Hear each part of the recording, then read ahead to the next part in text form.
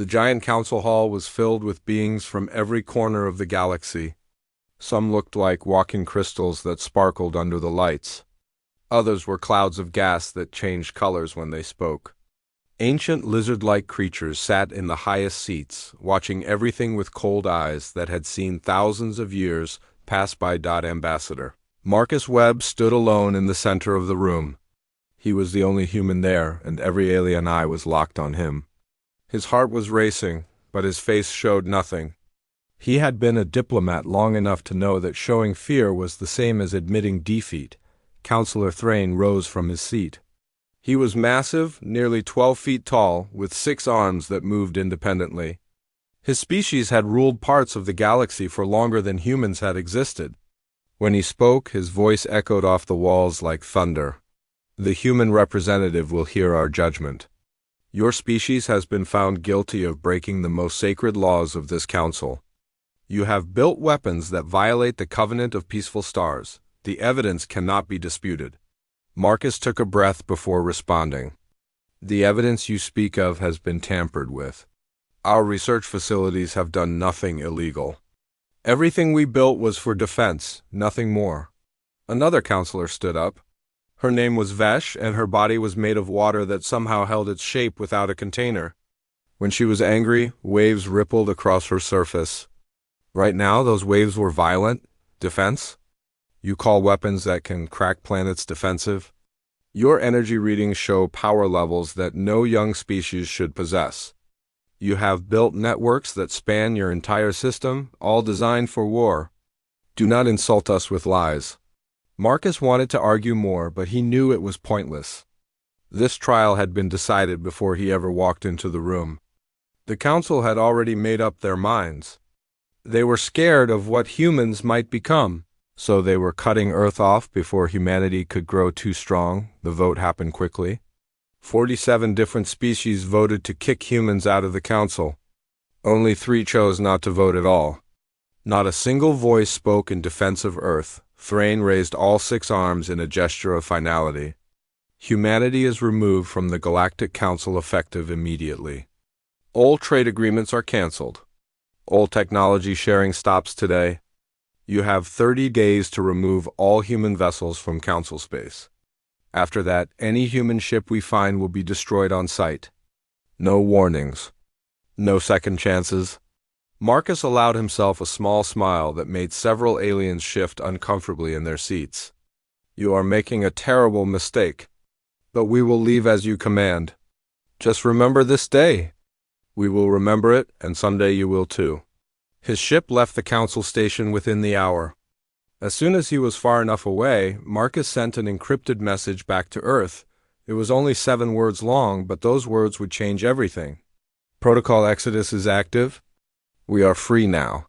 Far from Earth, past the frozen rocks at the edge of the solar system, something began to wake up. Hidden construction sites that had been working in secret for decades suddenly burst into full activity. Shipyards built inside hollowed-out asteroids lit up like small suns. Research stations orbiting dead planets pushed their experiments beyond anything the Council would have allowed. Admiral Helena Cross stood on the bridge of a ship called the Unconquered. It was a warship so advanced that its very existence would have justified everything the Council accused humanity of doing. She watched a recording of the trial vote and then turned to the officers gathered around her. They think they have trapped us, she said quietly. They believe they have put humanity in a cage and thrown away the key. They do not understand that they just cut the only chain we ever accepted willingly. She walked to a window that showed the darkness of space. Out there, invisible to any council senses, were dozens of stations and hundreds of ships. Each one represented years of secret work. Each one was proof that humanity had been preparing for this day long before the council ever called them to trial. Begin the second phase of our plan, Helena ordered. Contact all the stations. Tell them the restrictions are lifted. We do not have to hide anymore. We do not have to pretend we are weaker than we are. The council wanted us gone, so we will disappear. But we will not vanish. We will build something they cannot imagine in their worst nightmares.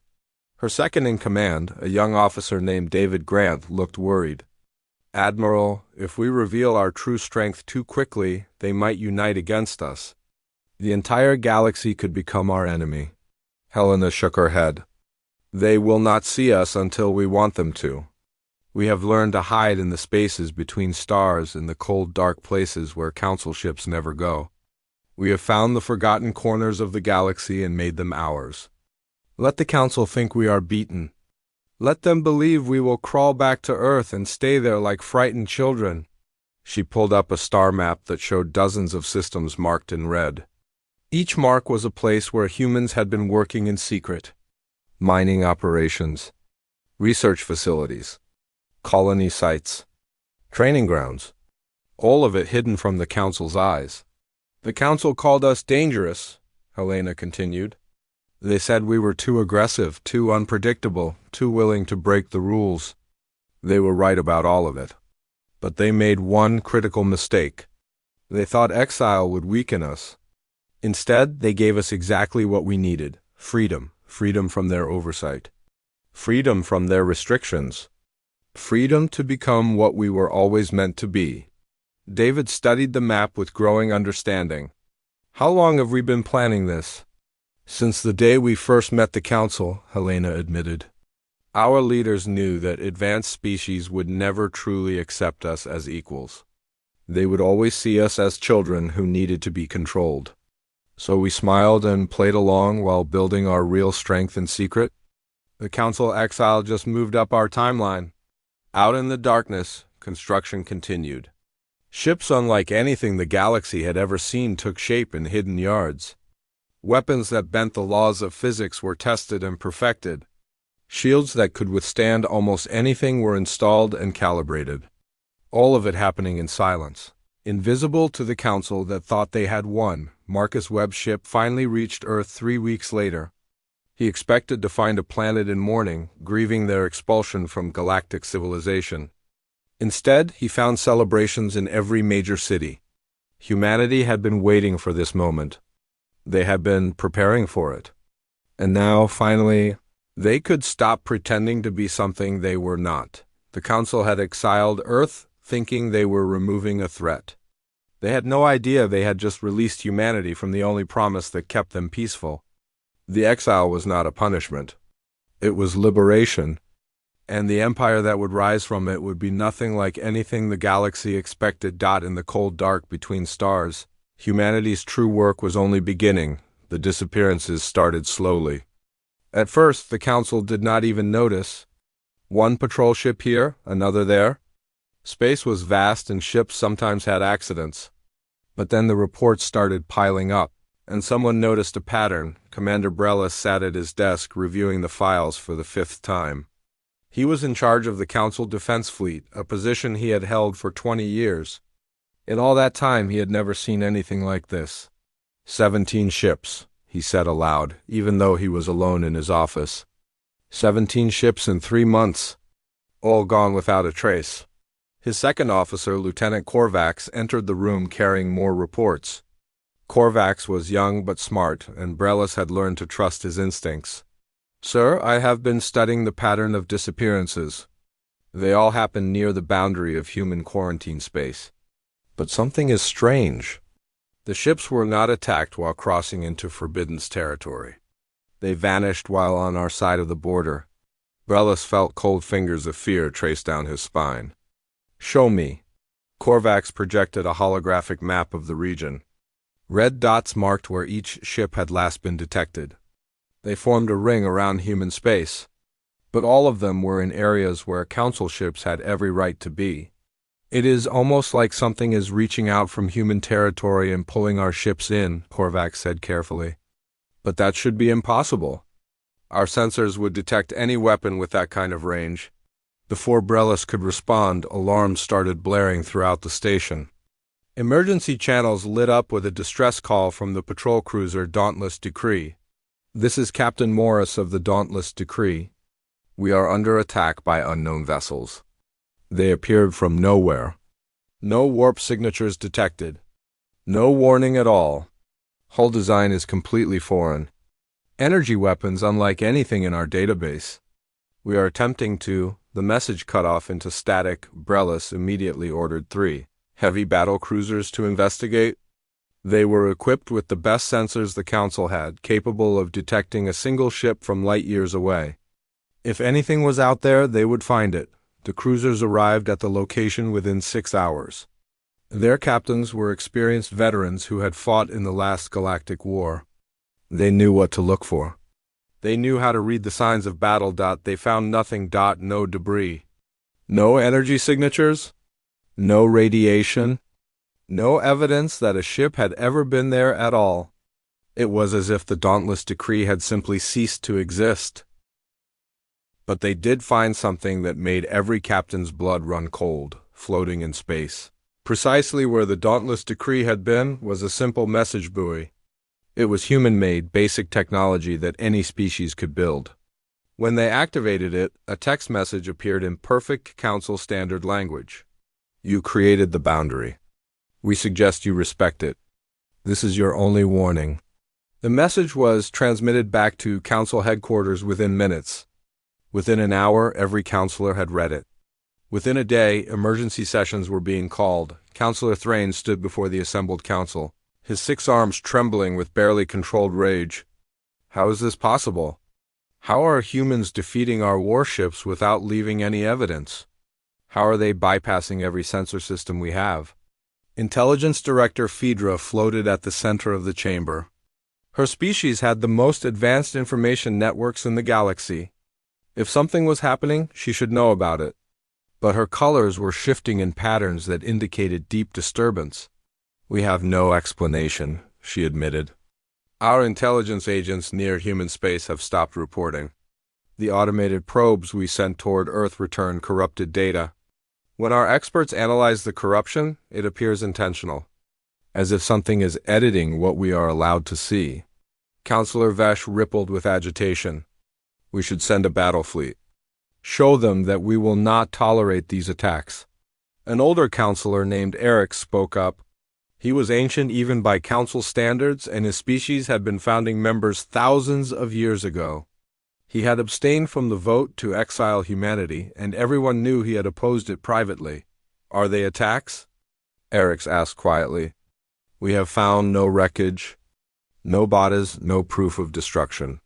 Perhaps the ships were captured, not killed. And if so, we must ask ourselves what the humans are learning from them. The chamber fell silent as the implications sank in. If humans had captured intact Council warships, they would have access to every technology, every weapon system, every strategic database. They would know Council defensive capabilities inside and out. Far beyond the quarantine boundary. Admiral Helena Cross walked through a massive hangar bay. 17 Council ships sat in perfect rows, each one completely intact. Human engineers swarmed over every vessel, carefully documenting every system. Chief Engineer Roberts approached her with a datapad full of notes. Admiral, these ships are impressive to look at but poorly designed for actual combat. Their shields are strong, but power distribution is inefficient.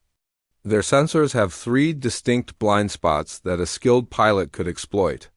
And their faster-than-light drives are at least 2 generations behind what we have developed.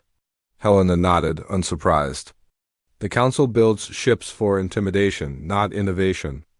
They stopped improving decades ago because nobody challenged them. Catalog everything, but do not damage the vessels.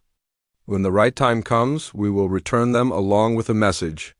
She walked to an observation window that overlooked a construction yard.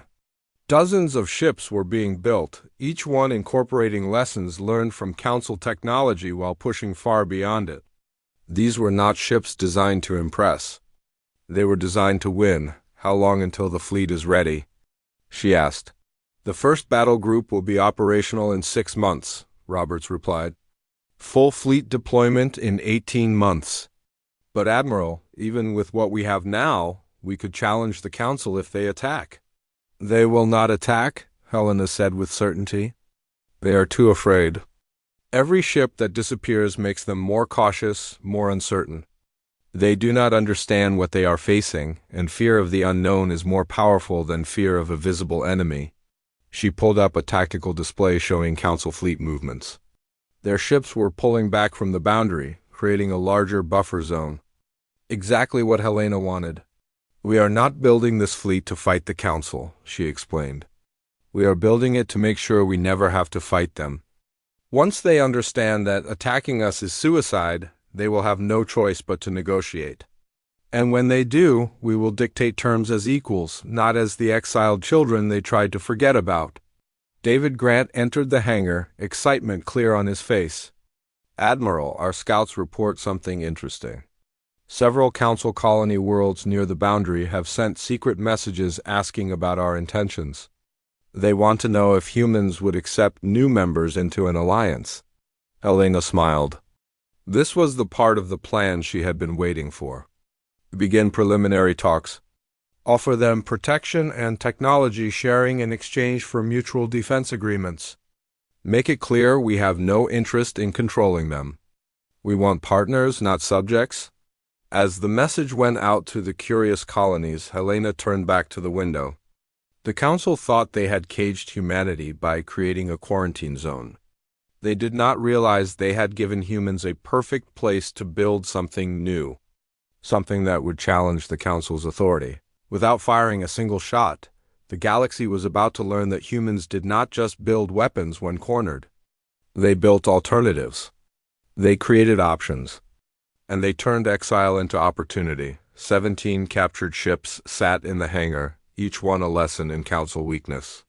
Dozens more ships were under construction, each one a promise of human strength.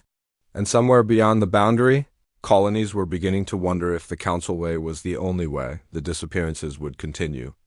The mystery would deepen. And by the time the Council figured out what was really happening, it would be far too late to stop it. Captain Dorian had been flying cargo ships through Council space for 40 years. He had seen wars, plagues, and political upheavals. He thought nothing could surprise him anymore.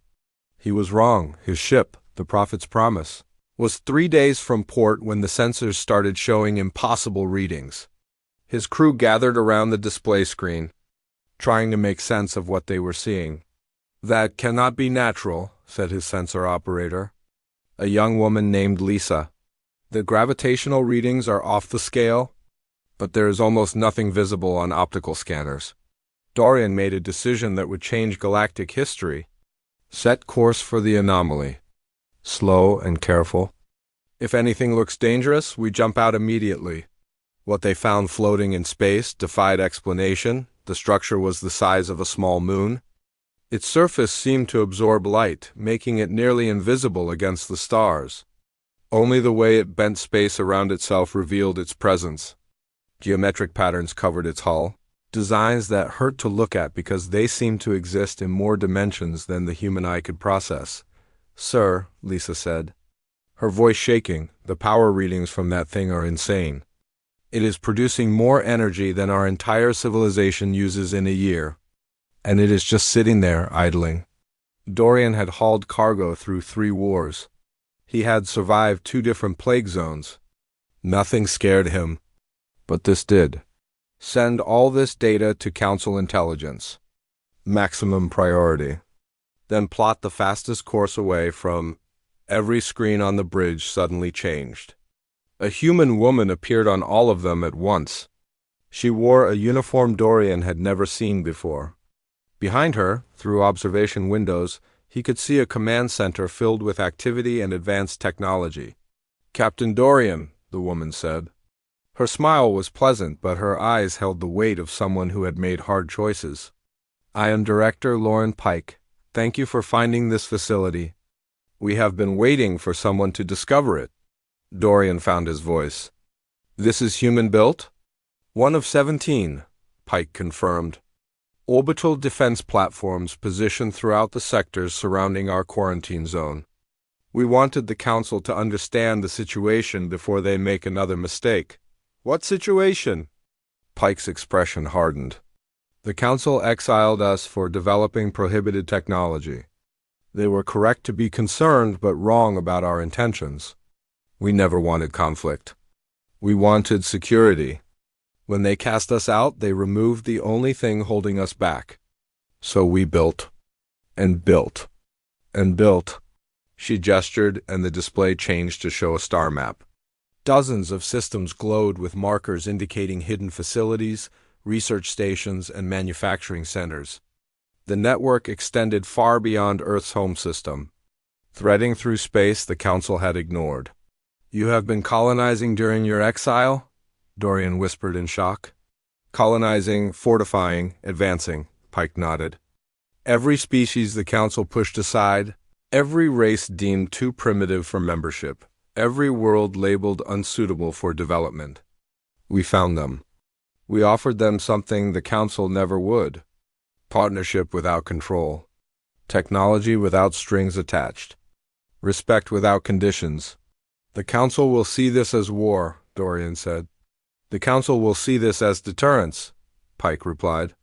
"We are transmitting the full scope of our network to every major power in the galaxy right now.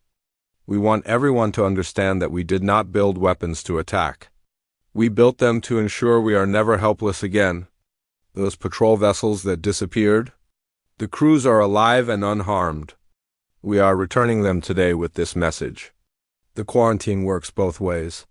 The transmission ended. Dorian sat in stunned silence as his communication systems exploded with priority messages.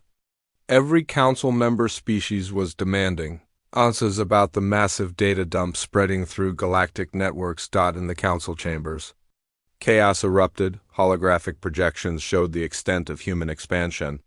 Shipyards that made Council construction sites look tiny. Research stations pursuing technologies the Council had banned. Defense networks that could, according to military analysts, hold off the entire Council fleet for years. "They were exiled for 20 years, Councillor Thrain said, his voice hollow. "In 20 years they built all this?" Intelligence Director Phaedra corrected him. "No, based on the infrastructure scale, they were building this long before exile. For decades, perhaps longer. We did not exile them for breaking the covenant. We exiled them because they were already too far ahead and someone realized we could not control them anymore." Eric spoke into the stunned silence. "So the question becomes, what do they want?" The answer came as a galaxy-wide transmission. Admiral Helena Cross appeared on every screen in Council space. "We want nothing from you," she said simply. "We want you to honor the boundaries you set. We want you to leave us alone. In exchange, we will not interfere in Council affairs. But understand this clearly. If you threaten Earth or any of our allies, you will discover that humans do not build deterrence. We build overwhelming force and call it deterrence to be polite." The message ended with coordinates. Locations of all 17 defense platforms. Positions of human fleets. Star charts of their colonial network. Complete transparency. Thrain stared at the data in disbelief. "They are showing us everything. Why?" Phaedra understood immediately. "Because they want us to know that even knowing where everything is, we still cannot stop them. It is not a threat. It is a demonstration of superiority. The Council had exiled humanity to contain them. Instead, they had given humans freedom to become something the galaxy had never seen. An empire built not on conquest, but on the simple human refusal to ever be helpless again. In her private chambers, Councillor Vesh reviewed the military analysis over and over. Every simulation ended the same way. If the Council attacked, they would lose. Even if they won, the cost would be devastating. The galaxy would be weakened for generations. She had been one of the loudest voices calling for human exile. She had argued they were too dangerous, too unpredictable.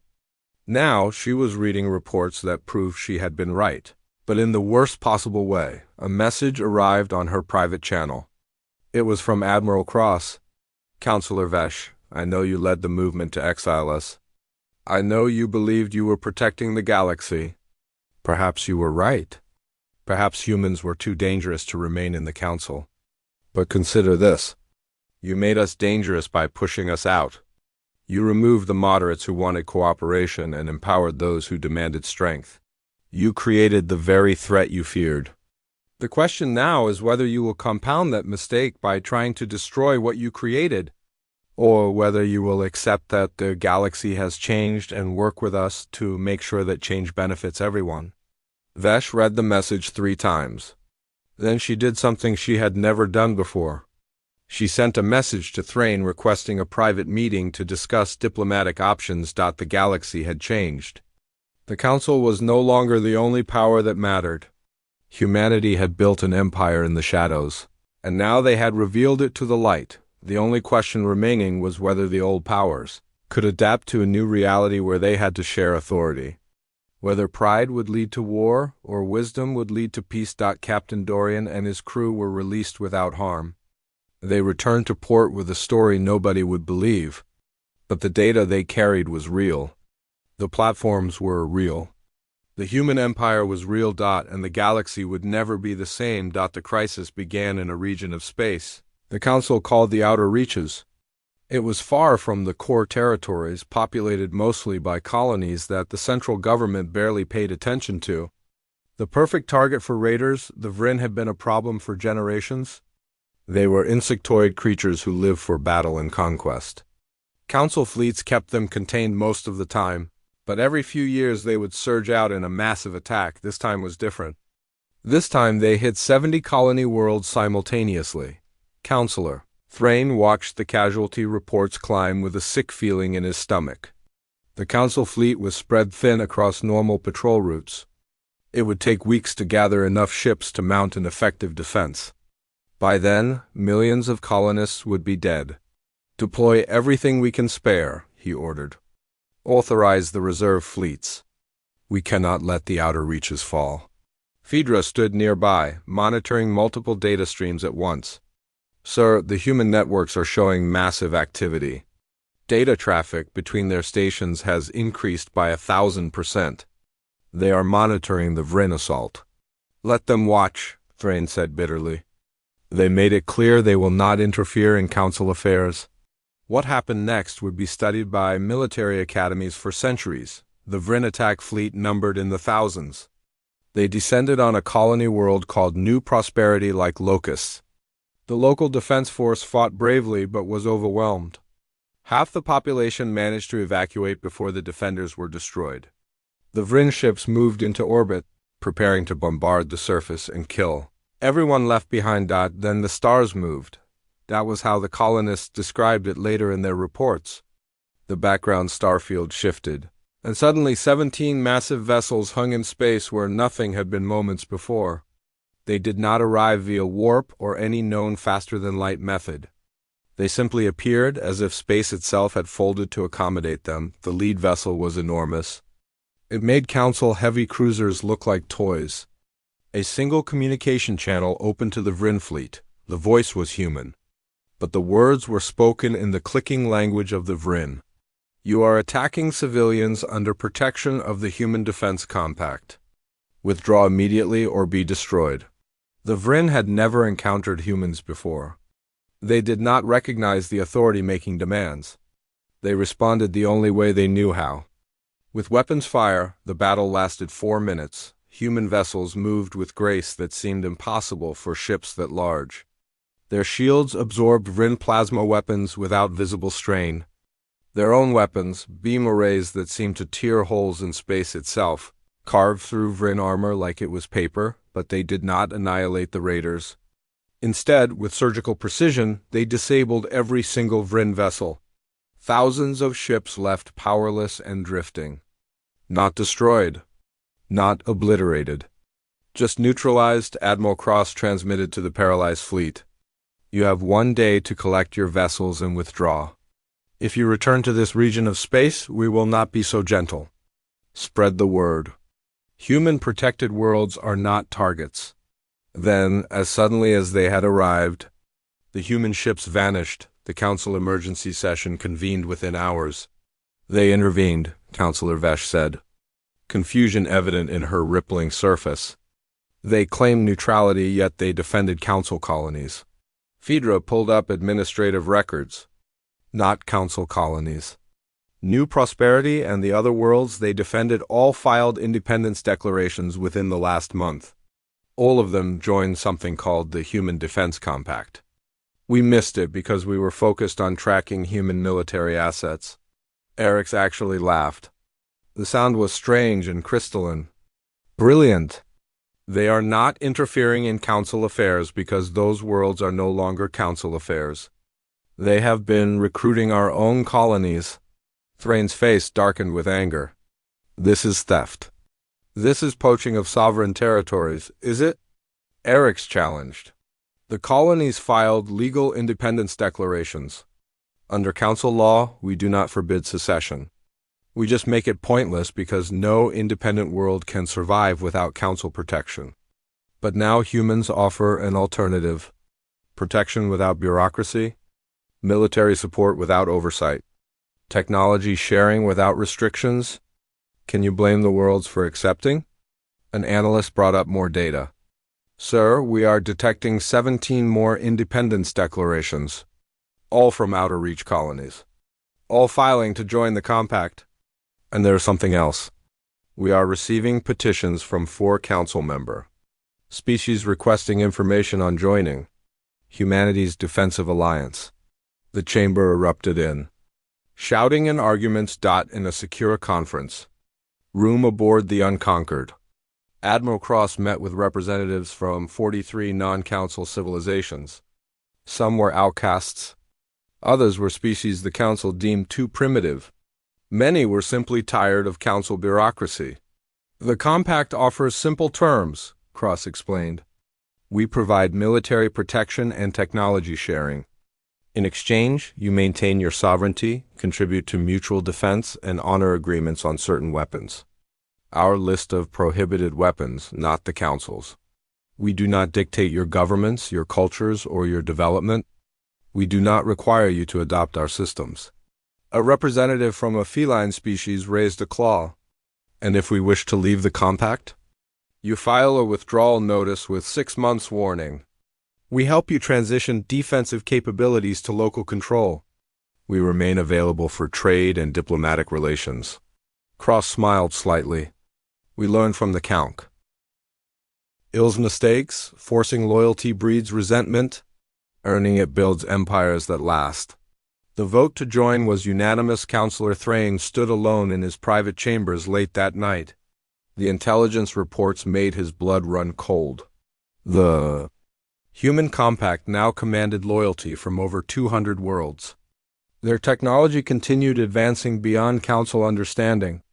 Their fleet size remained unknown, but estimates suggested they could challenge the entire council military and have reasonable odds of victory, and they had accomplished it all in 2 decades using exile as cover. His communication terminal chimed. A message from Admiral Cross, marked personal and confidential. Counselor, the message read, humanity does not seek dominance over the galaxy. We seek security for ourselves and those who choose to stand with us. The Council exiled us for building weapons. We built something far more dangerous, an alternative to your order, but it does not have to be adversarial. There is room in this galaxy for multiple powers, multiple approaches. Consider this an offer. Diplomatic recognition of the compact, mutual defense agreements, technology exchange programs. We can compete peacefully or we can fight endlessly. The choice is yours. Thrain stared at the message for hours. The Council had created their worst nightmare.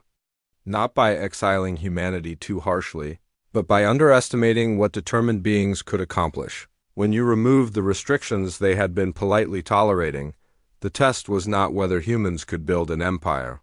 They had already done that. The test was whether the Council could adapt to a galaxy where they were no longer the unquestioned authority. In the outer reaches, colonists who had faced certain death now celebrated their rescue. They did not care about Council politics or human ambitions. They cared that when the Council could not protect them, someone else had. Word spread quickly through the colonies. If you were struggling, if you were ignored, if you were too far from the core to matter, there was now an alternative. The humans would listen. The humans would help. The humans would treat you as equals. The empire humanity built was not based on fear or conquest. It was based on something far more powerful. It was based on offering people what they actually wanted: safety, respect, partnership, and against that, The Council's ancient authority was proving remarkably fragile. 3 months after the Vryn incident, Councillor Thrain did something unprecedented. He requested a formal diplomatic meeting on neutral territory with a non-council power. The first time such a thing had happened in 5,000 years of council history, the meeting took place at Sanctuary Station, a massive human-built facility positioned exactly on the boundary between council space and compact territories. The station itself was beautiful and intimidating. Elegant architecture combined with weapon systems that made council engineers jealous. Admiral Helena Cross met Thrain in a conference room with huge windows overlooking a human shipyard. Dozens of vessels in various stages of construction filled the view. One of them was larger than anything in the council fleet. "Thank you for coming," Cross said. Gesturing to a seat designed to accommodate Thrain's unique physiology, Thrain settled himself, studying the woman who had become the face of human expansion. "I have been reviewing history, specifically the events that led to your exile. Come to gloat about your victory? Come to confront my mistake?" The admission caught Cross off guard. The vote to exile Earth was driven by fear. Councillor Vesh and I were the loudest voices demanding it. We saw your weapons development and panicked. We thought we were protecting the galaxy from a dangerous newcomer. Instead, we eliminated the one thing keeping your development restrained. Cross leaned back in her chair. "You are not wrong. There were factions on Earth arguing for aggressive expansion long before the exile. The moderates maintained control by arguing that cooperation with the Council served our interests. When you expelled us, you proved them wrong. You validated every person who claimed we needed overwhelming force to survive. So we created the Compact. You created the circumstances. We built the Compact." Cross pulled up a holographic display showing the current galactic political map. Blue marked Council territories. Red showed compact zones spreading through the outer regions. "But here is what you still do not understand. We are not trying to destroy the Council," Thrain showed surprise. "Your expansion suggests otherwise. Our expansion is deliberately limited." Cross highlighted specific areas. "Notice how we have avoided territories you consider strategically vital. We are taking worlds you abandoned, species you rejected, space you labeled worthless. We are building around you, not against you. Because despite everything, we learned something from the Council. What could you possibly learn from us? That diversity makes civilization stronger. The Council represents order, stability, collective decision-making. The Compact represents adaptability, independence, rapid innovation. The galaxy needs both. It needs your structure and our flexibility. It needs your restraint and our willingness to push boundaries." Cross stood and walked to the window.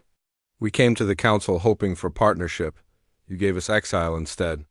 We could hate you for that. Plot revenge. Work toward your destruction. Some humans still want exactly that. But most of us realize something important. You did us a favor? A favor? You forced us to become self-reliant, to build our own networks, to prove we did not need validation from ancient species who forgot what it is like to struggle." She turned back to Thrain. "Now we are offering the partnership we originally wanted, but on equal terms. Not as children requesting admission to your club. As a separate power negotiating mutual interests." Thrain processed this. "The other counselors will resist. Many see the Compact as an existential threat. Then help them understand reality." Cross activated another display showing economic data. 30% of Compact advanced technology comes from human development. The other 70% comes from our member species, finally freed from Council research restrictions. We are advancing science faster than the galaxy has in thousands of years, and we are willing to share with partners. She highlighted trade figures. Our member worlds are thriving economically, crime rates down, development rates up. We are solving problems the Council said were impossible because we try approaches the Covenant forbids. We experiment, fail, learn, and improve. You describe competition. I describe coexistence. The Council maintains its territories and methods. The Compact maintains ours. We trade, share research through proper channels, handle disputes diplomatically, and defend each other against external threats. The Vryn will not be the last danger this galaxy faces. When something worse arrives, would you rather humanity fights beside you or against you? Thrain was silent for a long moment. There is a faction on the Council that wants war. They believe destroying the compact now, while you are still consolidating, is our only chance. We know we have excellent intelligence. Cross smiled grimly. They are wrong about our consolidation timeline and wrong about their odds. But war would devastate both sides and accomplish nothing except making the galaxy weaker. So I am going to tell you something that will either convince you I am sincere or give your war faction the ammunition they need. She pulled up classified files, human classified files. These are our complete defense protocols, fleet positions, weapon capabilities, research priorities, everything you would need to plan an effective attack against the compact. Thrain stared in shock. Why would you reveal this? Because I am betting your wisdom outweighs your fear. You wanted this meeting. You admitted your mistake. You are looking for alternatives to conflict. So here is the data to convince your council that war is unwinnable. Show them exactly what they would face. Let them understand that attacking us would cost millions of lives and end with a galaxy too. Weak to defend against external threats, she closed the files, or use it to attack us. Plan your offensive down to the last detail. Hit us with everything you have, and discover that we prepared for that too, because humans plan for every possibility. Thrain accessed the data. His expression darkened as he reviewed human capabilities. This level of power. You could challenge the entire Council fleet. We could destroy the Council fleet, Cross corrected flatly. We will not, because mutual destruction serves no one. But you need to understand the stakes. The Council is not the unquestioned power anymore. You are one of two major factions in a galaxy big enough for both. The weeks following the meeting saw the Council locked in fierce debate. Thrain presented the proposal alongside the military data, arguing for diplomatic recognition. The war faction, led by Vesh, demanded immediate action. The intelligence Phaedra provided made the decision. Analysis of human defensive data showed that even with complete knowledge of compact capabilities, Council forces had only a 30% chance of victory. And that victory would leave the galaxy defenseless and bankrupt. The final vote was close but decisive. The Council formally recognized the Human Defense Compact as a sovereign entity. Trade agreements were negotiated. Technology exchange programs established. Border protocols defined. Mutual defense discussed. It was not perfect. Tensions remained high. Some Council species refused to trade with human territories. Some compact worlds rejected Council diplomacy. Border incidents occurred regularly, but the galaxy did not burn. Admiral Cross stood on the observation deck of Sanctuary Station 5 years later. Ships from both Council and Compact docked peacefully at the neutral facility. Trade, diplomacy, cultural exchange. The interaction humanity wanted from the beginning, finally achieved through exile, struggle, and transformation. Director Pike joined her. The Council officially requested our help with quantum stability problems in their research stations. What did you tell them? That we would send a team next month, along with a request for their help with our terraforming challenges. Cross smiled. Cooperation through mutual need. Not perfect, but it works. Do you think it will last? Does anything last forever? Cross shrugged. We built an empire because we had to. We will maintain it as long as we need to. But maybe future generations will build something better. Something combining Council stability with compact innovation. That sounds optimistic. It sounds human. Cross turned from the window. We were exiled. We were isolated. We were told we were too dangerous, too unpredictable, too different. So we became exactly what they feared. Powerful enough that they could not destroy us. And then we did something the Council never expected. What? We chose partnership anyway. Not because they demanded it. Not because we needed permission, but because we decided that is the galaxy we want to live in. Cross headed toward the docking bay where a Council delegation was arriving. The Council exiled us from their order. So we built our own? Now we choose whether those two orders coexist or collide. And we choose coexistence on our terms. The empire Earth built in exile became proof that humanity's greatest strength was not technology or fleets. It was their stubborn, unreasonable refusal to let anyone else define their destiny. The galaxy tried to exile them to the margins. Instead, humanity transformed those margins into power that could not be ignored, could not be defeated, and ultimately could not be refused as partners. And for the first time in galactic history, ancient powers learned from newcomers. Sometimes the greatest threat is not the empire you fight, but the partnership you refuse. Retry Claude can make mistakes. Please double-check responses.